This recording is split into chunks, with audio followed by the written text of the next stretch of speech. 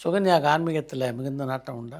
அது இல்லாம இருக்க முடியாது. நம்ம எல்லாருமே சின்ன ஒரு ஔவையார் பாடல்லேருந்து பாரதியார் பாட்டுலாம் கேட்டு தான் வந்திருக்கோம். நம்ம தமிழ்ல குறிப்பா சொல்லணும்னாக்க, நமக்கு தான் இந்த நால்வர்ன்னு சொல்றோம் இல்லையா? 63ல நால்வர்ன்னு சொல்றோம், இல்ல ஆழ்வார்கள் சொல்றோம். இது எல்லாருமே எல்லா காலகட்டத்திலயும் நம்ம தமிழோடு, கடவுளோடு சேர்ந்து தான் நம்ம எல்லாருமே பயணிச்சிருக்கோம் அப்படிங்கிறதுக்கு நெறைய ஆதாரங்கள்லாம் இருக்கு இல்லையா? இது இவங்களோட பாடல்லாம் இன்னைக்கு எடுத்து ஸ்கூல் பாட்டுல கூட இருக்கு அப்படின்னா கூட, அதுல ஒரு தேசியம் இருக்கும், இல்ல ஒரு தெய்வீகம் இருக்கும்.